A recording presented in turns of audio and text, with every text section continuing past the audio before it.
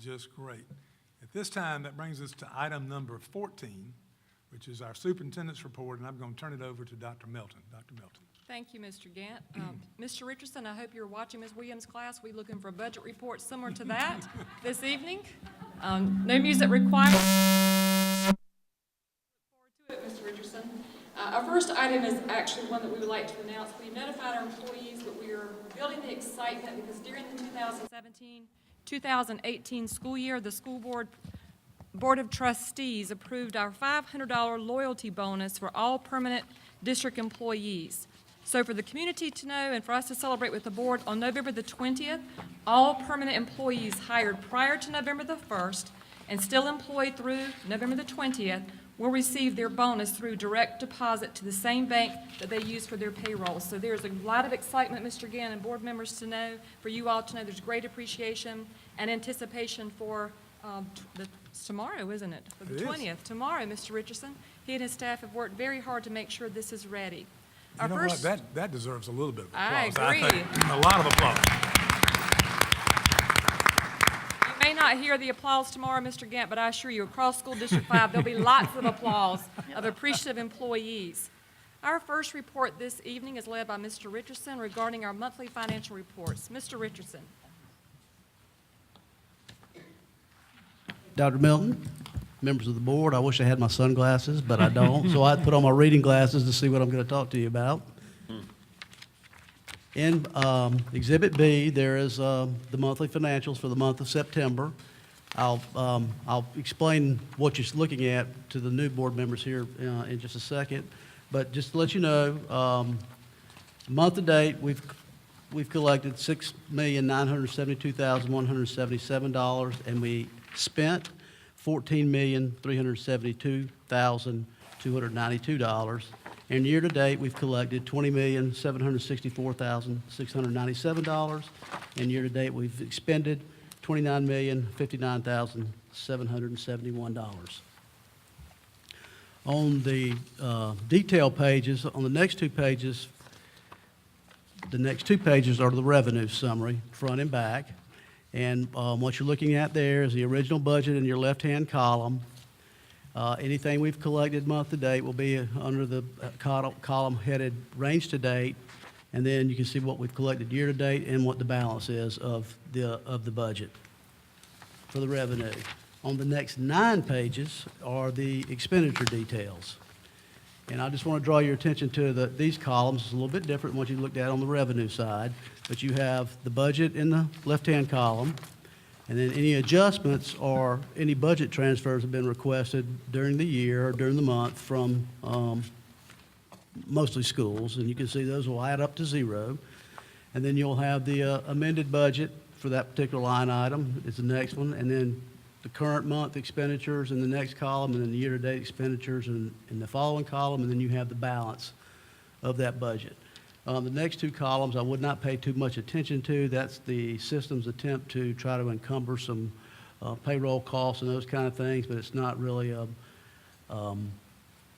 number that I would worry myself too much about because it really never works out that way. So the balance that you want to look at is that 3rd column from the right. Now I'll be glad to try to answer any questions that you may have. Any questions from any board members? Ms. Gardner, if you have a question, you're welcome to ask it, and I'm going to offer that Mr. Richardson be glad to go over with you in the detail he just did at your convenience sometime in the near future. So just know we owe you one there, okay? Can you still All right, thank you. I appreciate that. Yep, I'm here. Right. Thank you. All right. I do have one question. Mr. Richardson, you said the adjustment column was for? Those are budget transfers that are requested during the month from mostly schools, but any department can request a budget transfer. In other words, they can move money from like a supply account to an equipment account, those kind of things. So it's an in-house way to move the money from one account to the other? Yes, sir, and it's a net 0. It I doesn't increase or decrease the budget. Okay. Is there a way to look at the budget as far as items that are not spoken for? In other words, is there a way to look at the budget from any items that you know are not going to be expended? So therefore, there would be a column that shows things that, let's say last year you had a special assessment or something, and you knew that was going to be expended last year, and then this year you don't have that, and it was expected at the time the budget was written. Is there a way to know that? Not from looking into any of these reports. I mean, that would be something that we would have to actually know up here, I guess. Okay. Just to remember that. Okay, all right, thank you. Question. Any other questions, board members?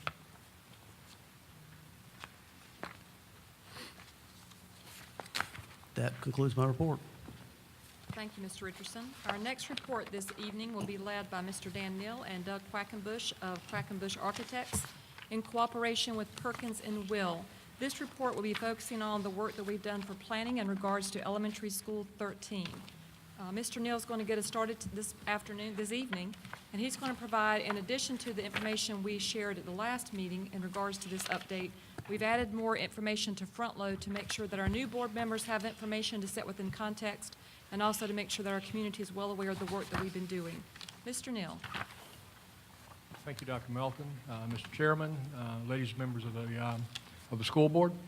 It's mine and Doug's pleasure tonight to talk to you a little bit about the programming we've just gone through for the new elementary school. This is the preliminary due diligence that was performed before the Office of School Facilities approved the purchase of the land. We had to do an environmental site assessment, geotech survey, a request for property acquisition approval, do a thorough appraisal, do a preliminary traffic study, and get DOT's comments. And the district signed a commitment to the DOT and the Office of School Facilities that they would do everything required by both those agencies. And finally, we got OSF's approval to purchase the land. During the programming, we had a group of 41 folks from the district, including 2 board members, the superintendent, the district office staff, which included the senior staff, principals, teachers, and staff from throughout the district, and parents and community members, and then there were 7 consultants. Many people, like the 2 board members, Mr. Cates, for example, he serves multiple roles. He is a community member, he is a parent, and he's a board member. And we had several people who fit all of those criteria. So it was really a varied group. It was the most collegial atmosphere you can imagine. Nobody pushed or pulled on anybody else, and everybody got to be heard. And so I give the folks from Perkins and Will and Quackenbush all the credit for making that happen, as well as Dr. Melton's leadership. I mean, she was out front with the thing the whole time. And with that, I'm going to turn it over to Doug, and I'll be back for the last slide. Good evening. So I will underscore what Dan just shared. It was a great group of folks. Not only did we have diversity, a lot of discernment, careful collaboration, but this is a group that was really motivated to design a 21st century elementary school, to look at a very high bar for what we can achieve. And I can speak on behalf of the design team to say that it was far exceeding our expectations. We're off to a great start. For those of you that aren't accustomed to how design and construction works, some of us are, some of us are not, what we just completed is what we call a programming phase, and it's important to understand that is different than when we get into the design phase that follows. So I'm going to be sharing with you some diagrams a little bit later.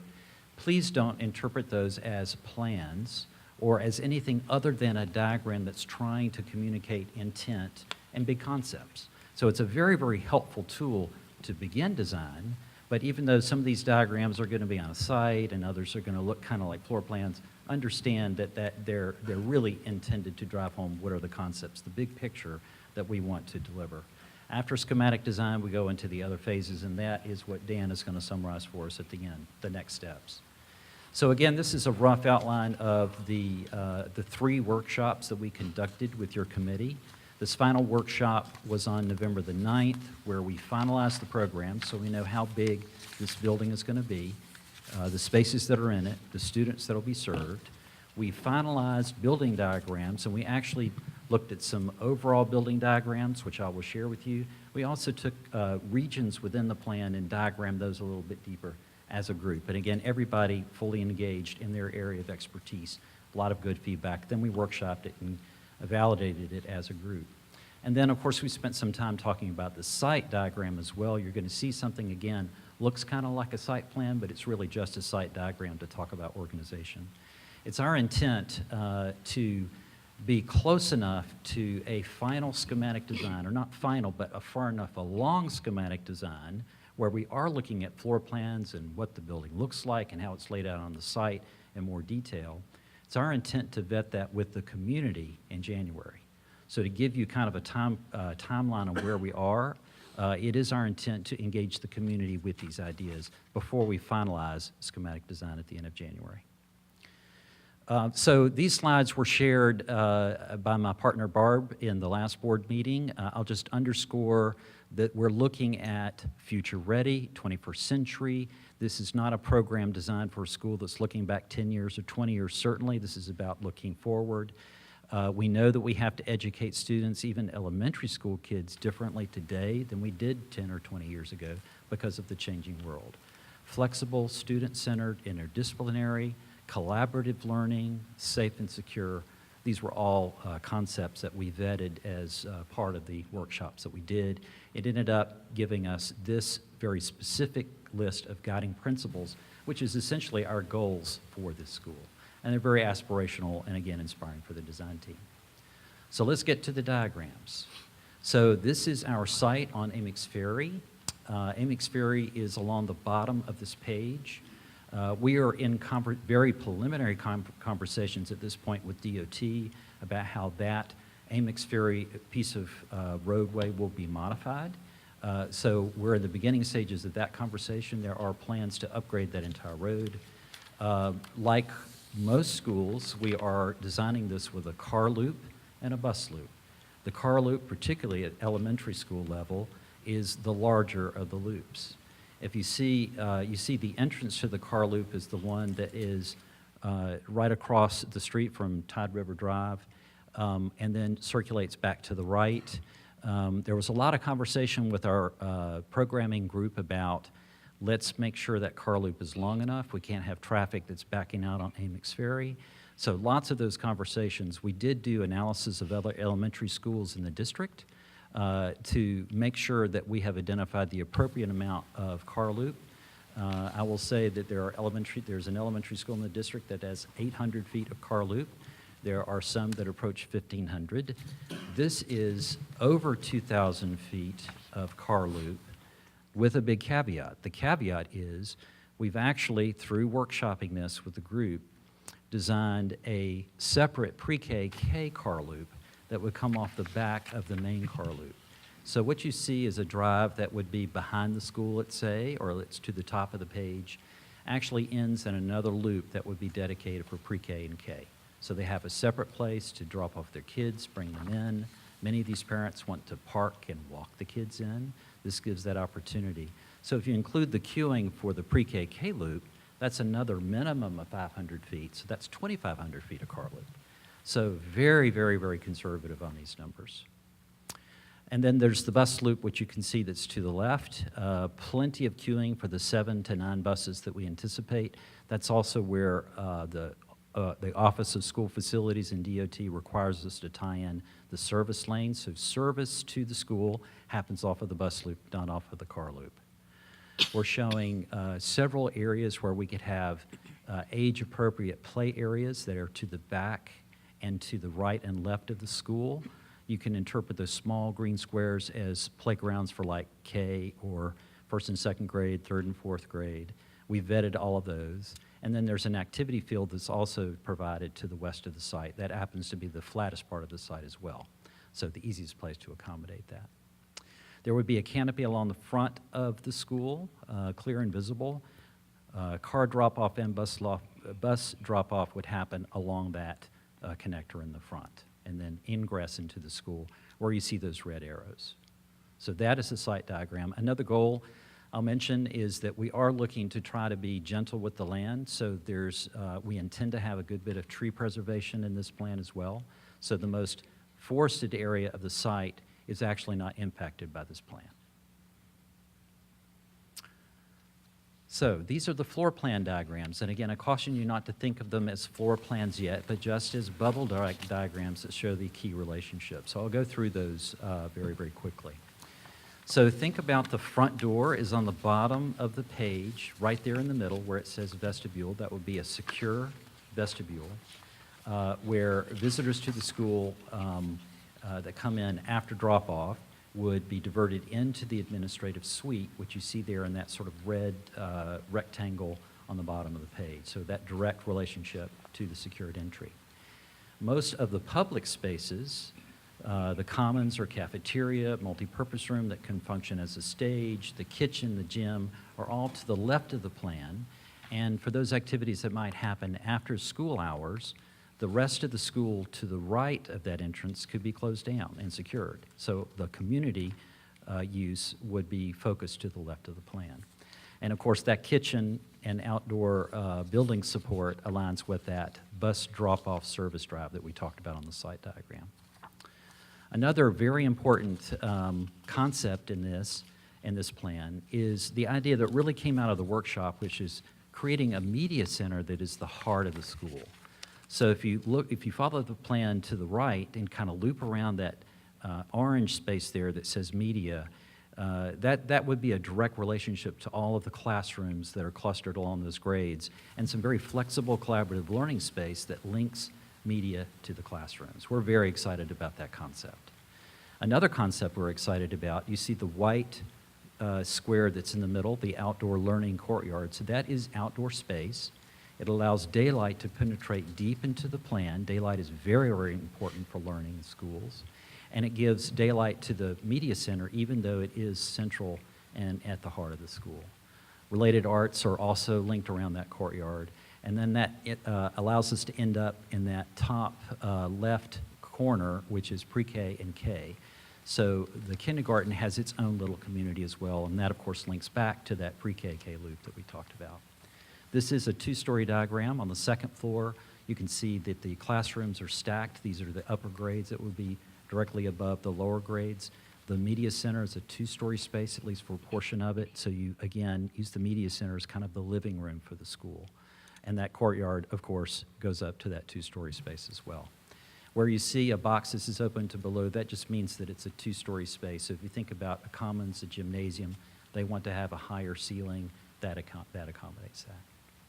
So that's a very, very quick overview of the diagram. There's a lot more to come.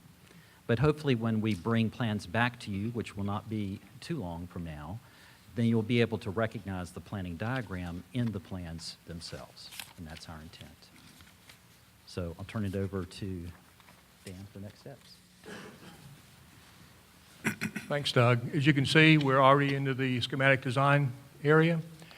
Then we'll go through a fuller, more complete design development, start to generate our contract documents. Then the CM at risk contractor will work through that process and come up with his guaranteed maximum price. And then we're going to build it and to open in the 21-22 school year. And that's all we have, Mr. Chairman. Any questions, anyone? I have one. I have a couple. Mr. Lovelace. Doug, you said that you had determined how many square feet so far? We're a little bit over 105,000 square feet. And that's pretty close to the average of elementary schools in our district. And I guess you're going to start out with 20% design docs so we can look at what we've got at that point and then make some critique?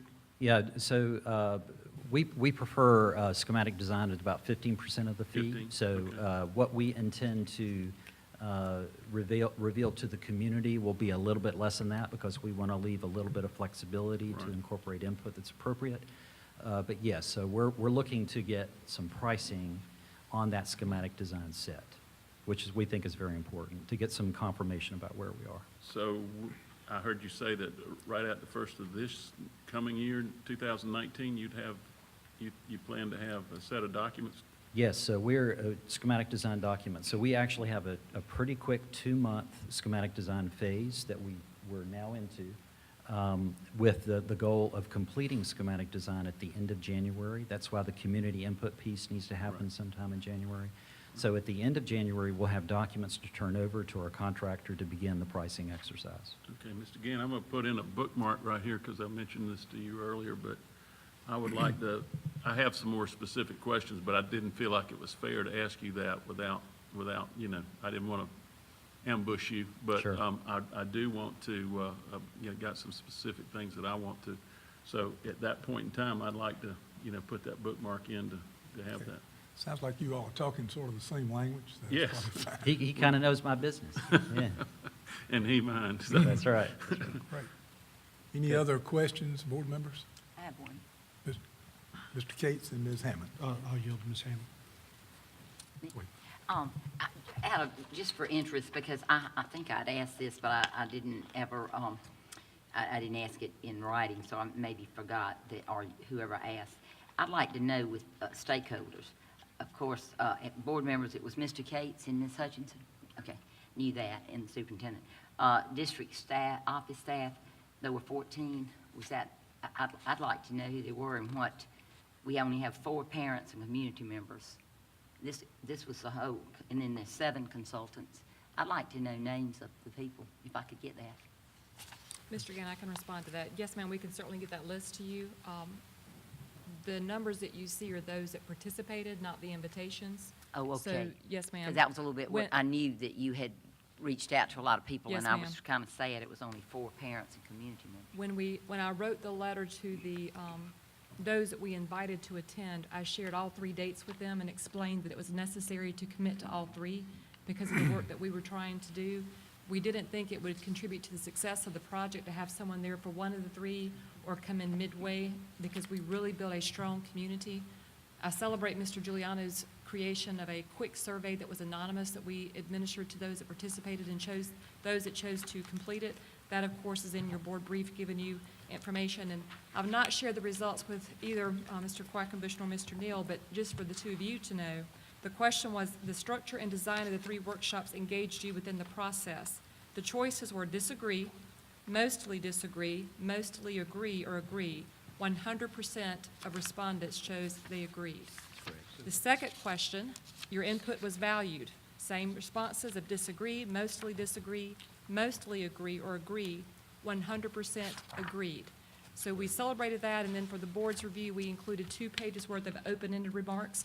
But Ms. Hammond, we can easily get those lists of names to you. Of those that participated, I don't think it'd be fair to share names of those that did not accept the invitation, but at least you would know those that were in the room involved with the process. So if I'm hearing you right, you heard from people by like a survey, but 4 were able to come like to every meeting.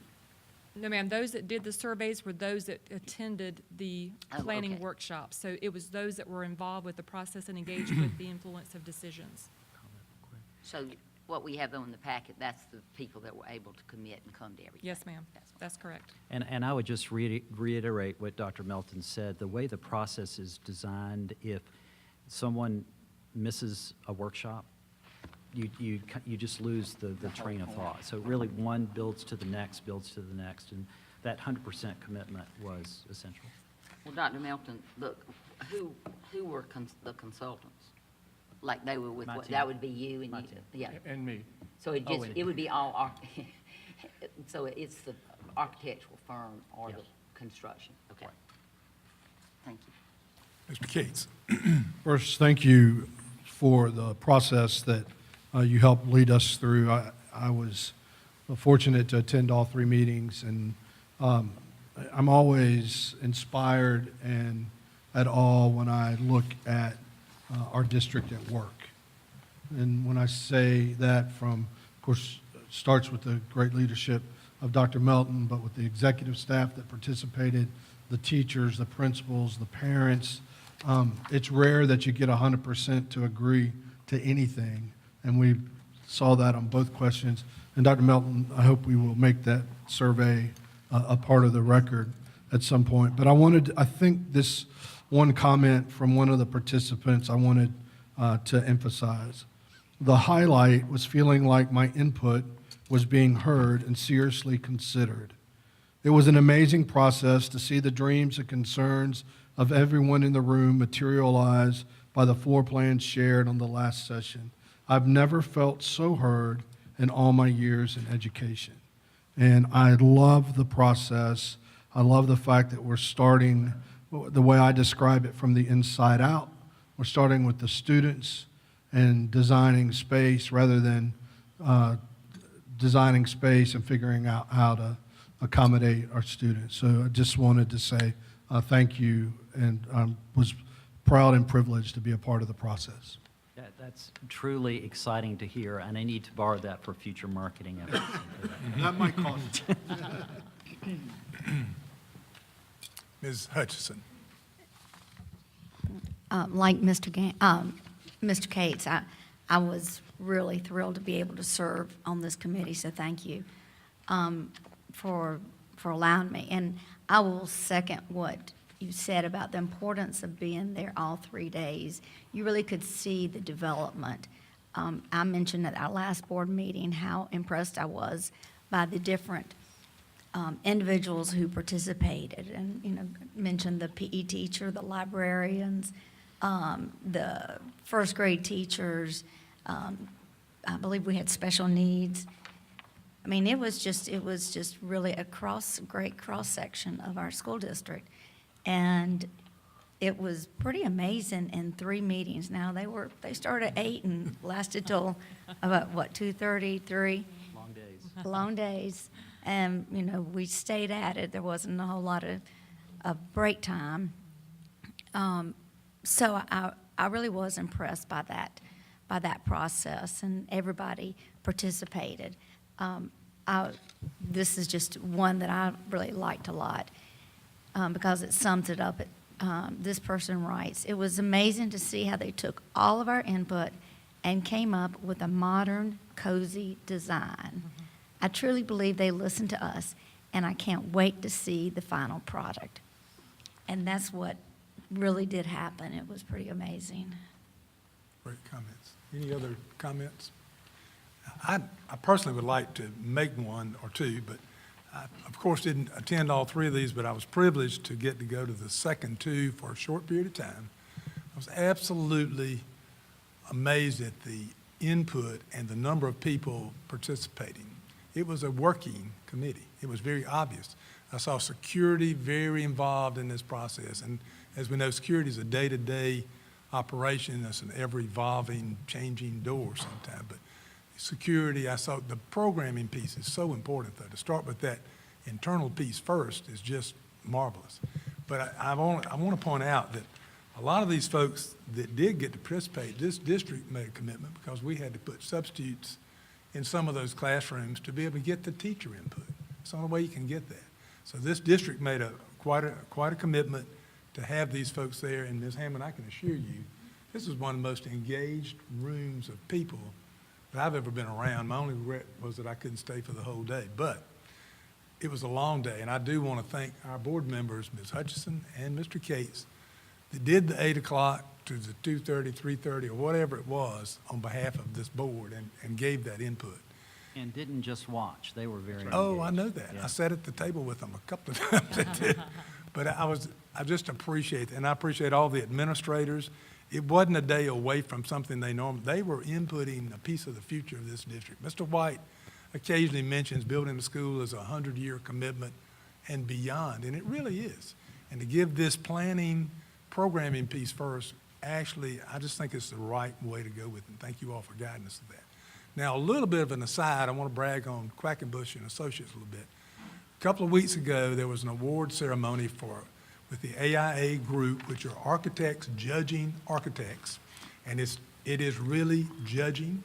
They had a group of judges to come in from Tennessee. The lady that led it was at the University of Tennessee. But they had all variety of projects and schools, projects, buildings that had been built, renovated, you name it, churches and all. The one school that won award, and Doug, you had to have, it was a regional award, I believe, for South Carolina. Is that right? No, this is the Columbia. Columbia. Yeah. But South we've Carolina's next. South Carolina's next. And we've won another award, but the school winning the award was Chapin Middle School. And the comments that I heard were the layout of the school, the main street of the school, the light in the school, on and on and on. The only school, I saw beautiful projects all up and around. I saw one school. And I think that's wonderful. And I hope that this new school that'll come online will be that type school too. So I'm bragging on our board members, I'm bragging on our architect. I really thought that night, this might just be where as your cycle comes around, you might win an award. No, these people judged, and they didn't mince words. They said the things they liked and they didn't like. So I thought it was amazing, very amazing. So thank you, Chapin Middle School design and the completion, and we're living in it. And thank you, Beth and Mike. Ms. Hutchinson, sorry. I also wanted to mention the fact that we did talk a lot about traffic. My table was the community outreach, where we did have community members, and we had, let's see, in charge of buses, I'm drawing, Dave Wiseman, thank you. We also had security over here, and we heard from the Amex Ferry group that was a really big concern, understandably, and we recognize that. So we kept pushing and pushing to say, we've got to make sure these cars are not stacked up on the road. And so that's when Quackenbush team came up with the idea of pushing it behind to get the pre-K. And also, I think that some of the people in the room talked about the fact that it's more efficient to put pre-K and kindergarten together for pickup because it takes a little bit longer. The parents sometimes like to go in. And so it just made really good sense. But we kept questioning this. Are we going to be able to get them off the road? And I can't remember how many cars that, Doug, that you said we could. Dan remembers 150 to 160, but. Okay. But all I can say is I've never provided more car queuing than in the proposal for this school, ever. And the fact that we have this dedicated pre-K and K loop, we're not counting the emergency vehicle access to get to that loop, which is actually more queuing. So You mean on Amex Ferry? No. No. Behind the school, where the spur comes off of the car loop and goes behind and then connects back to Yeah. pre-K and K. Oh, okay, that's. So all of that is an emergency vehicle lane that we're not counting as queuing. So Oh, you're not that counting would be- that? No. Oh, So that would be in addition to the 2,000 plus and 500 plus, right. 2,500 plus. So there's a lot of queuing. Well, and also we talked a lot about what we could do to, certainly we will do what DOT says, but then probably go even further to make sure that, it is safe for everybody involved. Our group talked about possibly putting some lighting, solar lights, along the front of the property because it is dark out there, so that the lights would shine out over the streets. This is like some lower lights. So those are some ideas that the committee talked about, and it was. And to your, I'm sorry. No, go but- ahead, but go To ahead. your point, DOT had provided preliminary recommendations on the car loop, and that was 2,000, and their typical recommendation is 1,500. We're at 2,500, to your point. Okay. So we're way exceeded, based on this feedback in the workshops, way exceeded what DOT required. Okay. So I just wanted to let, I know we've got several Amex Ferry people and Mr. Lovelace. Just wanted to let you know that was a long discussion and, It was. making sure that we were being responsive to the community's questions and concerns. Thank you, Ms. Hutchinson. Mr. White? Oh, I just had a quick question, Doug. How many buildings have you done for us since we had our referendum? Which ones? Since the referendum, this is my, let's say 2.5. Which were the Because others? Chapin had a third wing that we added for you. And you did the middle school? Chapin Middle School, Chapin Middle School, third wing, and now this elementary school. But if you're asking how many schools I've done, No, it's a beautiful school. I was just trying to Thank you. remember which one, because we got some beautiful schools in our referendum, and the middle school is a beautiful school. I just wanted to commend you on that, thank you. compliment you. Ms. Hammond? I wanted you to reiterate what you had said, because I do know, having talked to hundreds of people in that area about the safety of that spot, because that was always my big concern, is safety. So, and I knew that this committee would address that. I knew you would. Yes. Explain the emergency, because that was one of my concerns about, even though you can have a loop and like we have at other schools, but I always worried about that one way in, one way out in the narrowness of the road and emergency vehicles, if we had any kind of problem. So you're saying that somehow you've got an area that's another way out of the parking lot? I mean, I couldn't understand what you meant. Yeah, it's not another way out of the parking lot, because if you did that, then you can circumvent the control of traffic, which of course is paramount. What we are doing with the advice of OSF and DOT is we're providing wider lane widths so that cars that are queued Still be can be parked. passed by an emergency vehicle. And these days, and this is not really that new to the code, but you have to have a drivable surface on all four sides of the school. So the comment that I was making is we have to have emergency vehicle access to the back anyway. We've turned that into a car loop. That's effectively what we've done. Well, that site is long but very narrow. Does that that always worried me too about how you did the parking, because it's not as deep. And if I remember the night we had some presentation about it, even Mr. Berry said that you like to have it so many feet, and it's a little bit less than you like, but it met the code, but it's still. We're very comfortable with the width of it. But you feel okay about it? Very comfortable, Okay. yeah. So, and I guess that was my concern. I have no doubt about the committee members working hard and working on this. That is not even enter my mind. But I do think when you only have 4 community members and parents, I think that concerned me about all of the concerns I heard from so many people out there. That's not that many that was on this committee. So, I mean, that's what, I just wanted to clear that for you, Mr. Gant. I certainly know people that did it worked hard, and they were in agreement. That wasn't what I was worried about. But I do think the more community people you have hearing how we're planning and I think, Jan, we heard that message, and that's why we're Very agreeing conscious to of it. conduct a community input meeting in January. I know. So, candidly, that's a more productive time to do it, when there's something to I react see. to. So in other words, they can react Yes. to a smaller group that could, just like when you get too many committee members, you can't come up with. Well, we had a lot of folks in the room, and again, Yeah. credit to that committee for working so well together. But that was a good-sized committee with a lot of diverse representation. But we also, in addition to community issues, had to deal with issues very intimate with how you Yes, run the how school. it has to be done. Yeah, by And all so means. we had to have representation in all of those areas. And I thought it was a perfect makeup of a committee. Well, I would like to tell you publicly too, I think that is a great in understanding the process, that after this is all put together, you'll have community input, so anybody has the opportunity. So that Correct. makes you feel good.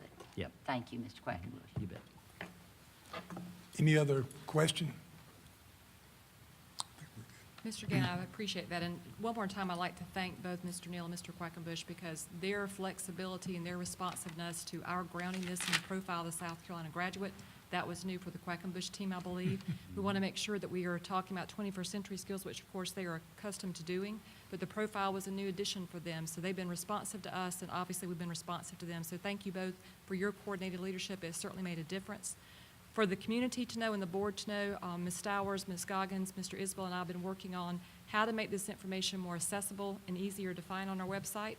So before the end of the workday tomorrow, this information will be moved to a more prominent place on our website. We want to make sure that if people then go into a certain location to find it, they will be able to continue to find it there. But we want to make sure that it's an easy to find document of information to include some presentations we've done to the board as well. Thank you both for your presentation. We're going to move now to, it is magnet season in School District 5. Let's get excited. We are in the process of planning for the 2019-2020 school year. Ms. Wheeler is going to come forward as our Director of Magnet Programs to offer an update. And in this presentation, you're going to hear some more defining of things to make sure that those that are new to the board have a way to vet their information to make sure that they are well-grounded in the workings of School District 5's Magnet Program. Ms. Wheeler, welcome. Oh, thank you so much. Chairman Gant, board members, Dr. Melton, executive staff. It is my pleasure and my privilege and my passion to be able to give you an update on magnets in School District 5.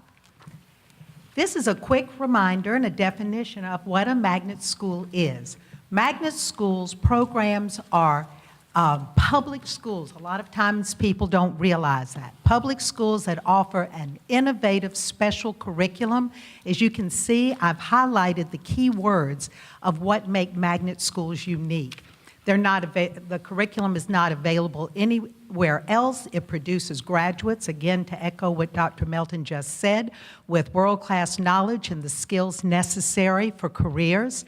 Magnet school programs are designed to attract, hence the word magnet, students from diverse socioeconomic, ethnic, and racial backgrounds that are reflective of the district. And this is a definition that the state of South Carolina has come up with. Dr. Melton continues to support choice in magnets in our district. One of her top priorities, if not the top, I believe, is a focus on our work decisions on and around the strategic plan. And if you will see, Goal 1 does focus on providing innovative curriculum. And if you'll look down to 1.3, it tells you that we will support choice in our district. And how will we do that?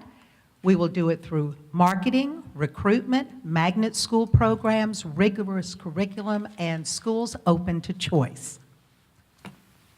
Now, we're beginning to build a legacy, and we have a pretty long history of magnets in School District 5, starting back in 2005.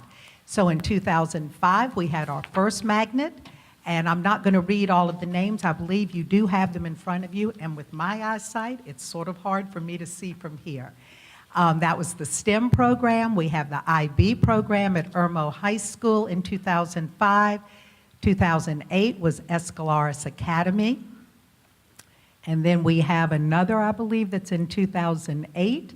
And then we have our last, which was Leader in Me. Then we received our first federal funding of $10.3 million, and we were able to put in 5 innovative programs during that time. Those programs have been very successful. They continue to get applications from across the entire district. And then in 2017, we received another $13.7 million to add 4 more programs. Those programs are actually beginning this year. Last year was a planning year, training year, and as we continue, we are in implementation now.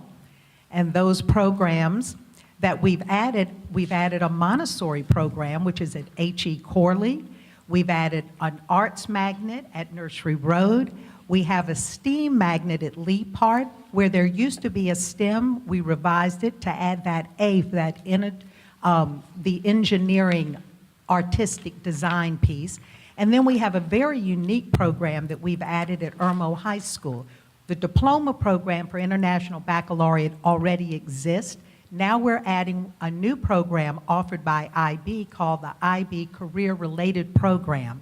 And that will combine the rigor of the IB diploma with the high-level career programs offered at our center.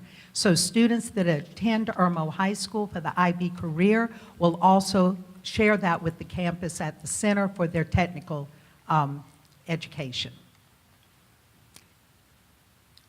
We've also, as we market our magnets, we have our 2 magnet fairs. We've already had the first one for this year, and we had record attendance. 313 folks attended our first magnet, and 80% of them, as they were leaving on a survey, said they found out exactly what they wanted to find out by coming to our magnet fair. Our next one will be in January. I know we've issued you invitations to come, and we hope you will please join us.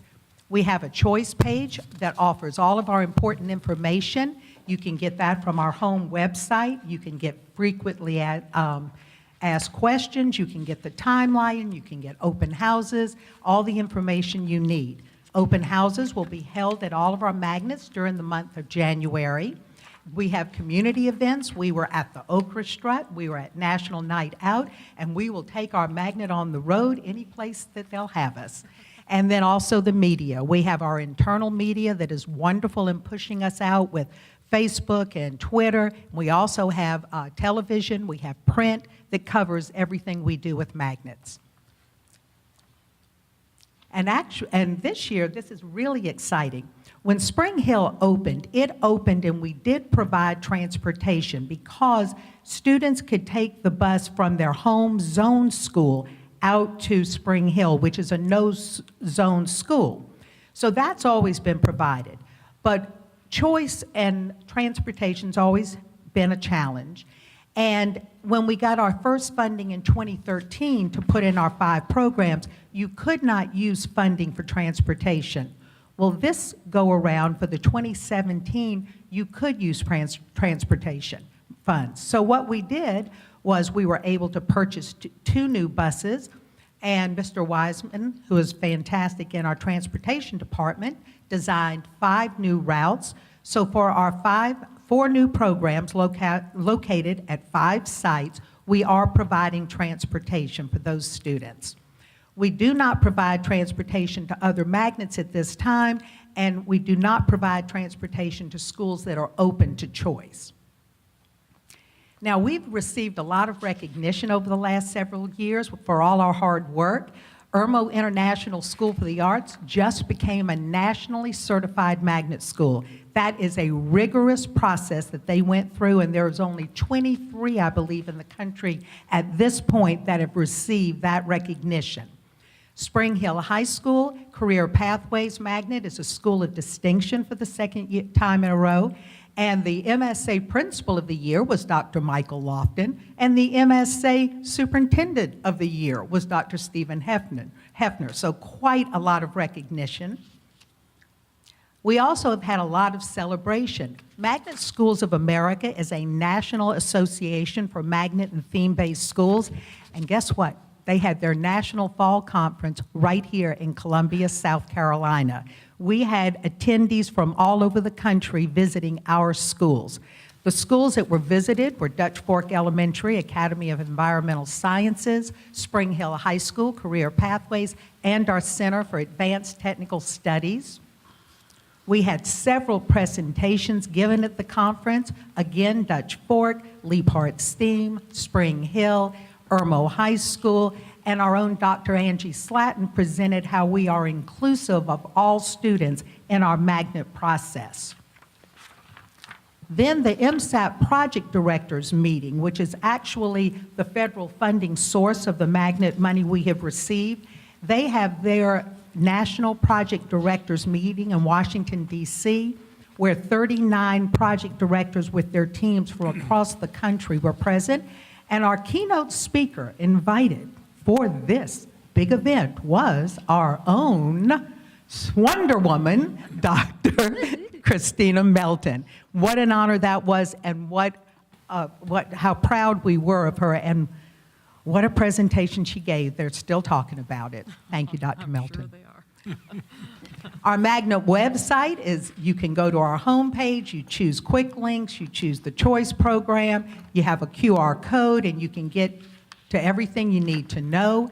Any questions you may have, you can call our office and we'll give you the best Moe's and Chick-fil-A reception you've ever had before. And then District 5, where every choice is a great choice, you cannot make a bad choice, and I will answer any questions you may have. Ms. Hammond. Thank you. This was a great presentation, and I so appreciate the hard work you guys do with this. And I wanted to say, you really do market it great. I hear things, I even hear about it in a neighboring school district, you know. I mean, they want to come and see what we're doing. But I had a question. Sure. The Nursery Road, Mhm. is there arts, is there magnet arts? Is it to sort of be in line with Irmo High Because that's a feeder school there. Is that kind of the concept? Well, we are creating pathways because that's what's very important in education, that if families find an interest at elementary, that they do have a pathway. And what we're doing at Nursery Road is giving that performance piece of arts, but also arts integrated content, and that is creating a pathway that if students choose to, they could go on to the Irmo International School for the Arts. And Irmo Middle School also offers dance and theater and other things there as well. Well, that's what I wanted to, I mean, I'm sure if I attended one, I have come to one, but I've not ever asked specifically because that's such an, Irmo High is still a flagship school in this district, and so is Irmo Middle, and I just feel like any of the feeder schools there, I'm excited to know it can be sort of a segue because there are a lot of little children, boys and girls, that love the arts, and I just want to see that we are promoting that, and I think you do a great job of selling and promoting it. I do want to thank you for that. Thank you, Mr. Ms. Hammond. Lovelace. The newbie on the block, I promised Dr. Milton I would ask what is IV career? What does that mean? International Baccalaureate is an Okay. international program. IB? IB. Oh, I thought you said V, okay. Okay, IB. IB careers. Okay. Yes. All right, So, thank you. does that answer your question, or did you want to know more about it? I think I understand some of it. I know it's one of the older and one of the original magnet programs, I believe, in our district, right? It is, and it's an international, very rigorous program. So what IB, the organization, has done in line with 21st century skills and changing careers, they've developed a very rigorous program that they combine their rigorous content, and you don't take quite as many of their content courses. You take 2, you have a special flagship project, and then we're offering high-level careers at the center. Veterinary medicine, we've got biomedical, the culinary, media technology. So kids can get their content, and they also can get their technical skills as well. Okay, thank you. Mm-hmm. Any other questions related to the magnet report or comments? Ms. Hutchison? I just wanted to say that I had the opportunity to go to the Montessori classes at H.E. Corley. I think it was last month, and that is just amazing. Those students were so focused, if y'all get a chance. They have all these wonderful, I don't know, what would you call lessons? Well, the lessons and the manipulatives and some of the things you mentioned to me were incredible that you observed. Oh, it was just really amazing how, and it was, the students were just operating independently. Of course, the teacher and the teacher aide was working, and then I noticed that teacher was taking notes about what the student was doing. And they were just so serious. I will tell a little story. I'm sorry. No, I've told a few people about it, but this little boy was doing this little project where he had to determine what goes in water, what goes in land, and what goes in the air, and he had little figures. So I said, "Oh, this is great. What are you playing with?" He said, "I'm not playing. This is a lesson." It was yeah, that's not play. So it was just an amazing program. This is just October, and Exactly. those children were so focused. And I know we've heard for a long time that requests, at least I have for a long time, that parents want a Montessori program, and I do believe that there were a lot of requests that just couldn't be filled. Yes. But, yeah, so it was great. H.E. Corley is doing a wonderful job with that and also their 4K programs. Ms. Hutchison, that is a great story of focus. That child was doing a lesson. That's great. Again, Ms. Hammond? can I ask a question about at Irmo Middle? You remember a long time ago we had it had a different name, but it was like it was the first program toward the IB. I know Dr. Melton can answer this. And did we stop the funding for the middle school IB? Is that something that we're, as we're talking about this, I heard arguments on both sides. And one of the things was, very much that we needed it because it built Irmo High. Right. The middle year program is, anything with International Baccalaureate, the IB program can be very costly because of the professional development and the financial commitment to that. So what we've done, actually opened it to continue Escalares into Irma Middle School. We have Escalares extending to 6th grade. So next year, we'll grow it into 7th grade and bring in a new cohort of 6th grade.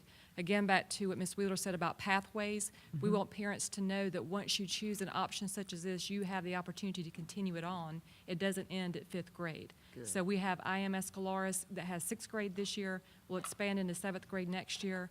I congratulate and appreciate Ms. Wheeler's involvement, as well as Mr. Giuliano's and Tammy Richardson, to make sure that the work we're doing is appropriate for gifted learners, but also align with what we need to do to get kids ready for IB, should they decide to stay on that route. Because I know that foundation is needed. Yes, ma'am. And, it's almost like an advertisement for them to continue into that. So I just didn't know what we were doing at the middle school level. Ours is a little more cost-effective, Ms. Hammond. I But we're not gotcha. paying the Yeah. tag of IB middle years, but we could certainly return that into place, but we have done it with our own fiscal commitment, with a different cost commitment. Thank you. Yes, ma'am. Before we leave this subject, let's go back to our keynote speaker in Washington back in November. Yes, I'd be glad to talk about Tell that. us just briefly, the kind of audience that our superintendent was talking to in the panel that she pretty much wowed. I just want to know about that panel, and I know That they may came be from fake school news, Mr. Gant. a little further up the East Coast, but tell us about that briefly, because I was impressed, totally. Well, it was very impressive. And I will say that her invitation really was based on the quality work that we are doing with magnets. And as I've mentioned before, and you saw with the definition, magnets are all about equity and opportunity for all students. And in this district, we really are taking it seriously, and we're doing a deep dive, and we're holding all kids to the same standards and expectation.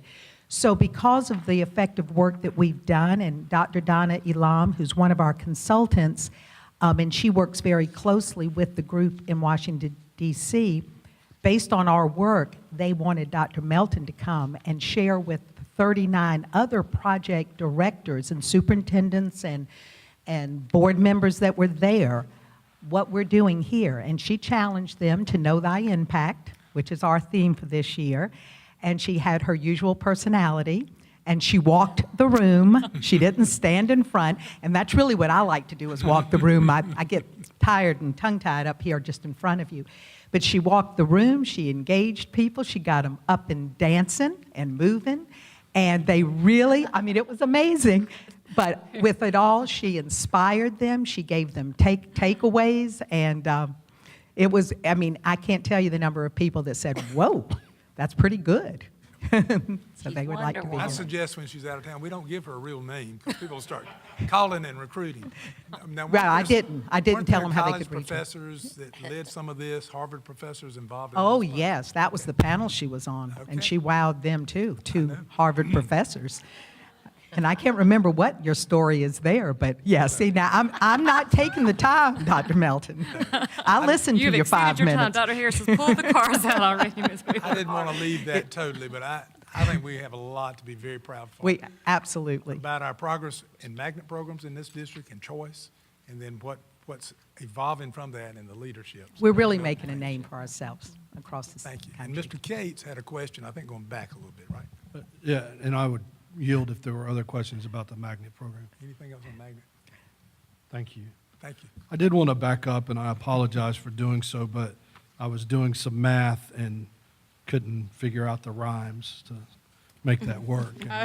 So Thank you. Thank you. I wanted to go back to the participant stakeholders in the planning committee, because the presentations will now be made public, and I don't want there to be any confusion or lack of clarity on the numbers.